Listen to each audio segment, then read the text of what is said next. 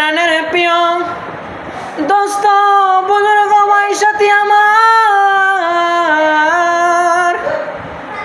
সময় তো ভাই বেশি দিন নাই, কার যে কখন হায়াতটা চলে যায় আমার মালিক ডাক দেয়, কখন যে চলে যায় আল্লাহর ডাকে সারা দিয়ে এই দুনিয়া ছেড়ে। এ আমার আল্লাহর বান্দা বান্দিরা, তোমরা মন খুলে শুনে রাখো, দিল কানে শুনে রাখো, কাল কিয়ামতের দিন যখন ফেরেশতারা আপনাদেরকে জিজ্ঞাসা করবে, এ আমার আল্লাহর বান্দা বান্দিরা, যখন ফেরেশতারা আপনাদেরকে জিজ্ঞাসা করবে, এ আমার বান্দারা কেন, তখন আল্লাহর ফেরেশতা জিজ্ঞেস করবে, আমার আল্লাহর বান্দারা তোমরা কেন জাহান্নামী হয়েছো? তখন ফেরেশতাদেরকে বলবা, লা আহাদ্রি, আমি কিছুই জানি না, আমাকে দুনিয়ার বুকে নামাজি ছিলাম না, দুনিয়ার বুকে আমানতকারী ছিলাম না, দুনিয়ার বুকে মিথ্যাবাদী দিয়ে ভরপুর হয়ে গিয়েছিলাম। আমার আল্লাহ পাক এই জন্য আমাকে জান্নাতে না দিয়ে জাহান্নামে নিক্ষেপ করেছে।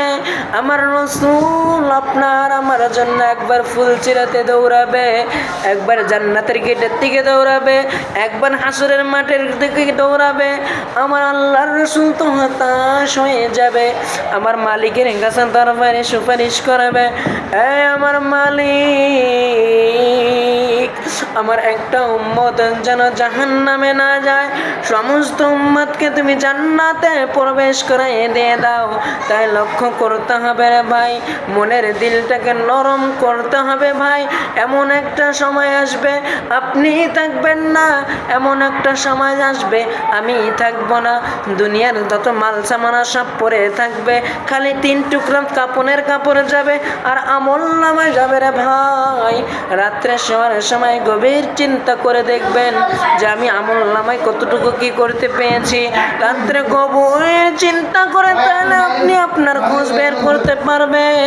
বিশেষ করে রে ভাই, আল্লাহ রাসূল বলেছে তোমরা শেষ রাইতে আমার মালিককে ডাকো, আমার মালিক তোমাদের ডাকে সাড়া দিয়ে দিবে, আমার মালিক তোমাদের ডাকে কখনো সাড়া দিবে না। এই কথা বলে নাই, আমার মালিক বলছে বান্দা তুমি যদি ডাকতে হয় ডাকার মতন ডাকো, শেষ রাতে এসে তাহাজ্জুদের নামাজ পড়ে আমাকে ডাকো, আমি আল্লাহ তোমাদের ডাকে সাড়া দিয়ে দেব।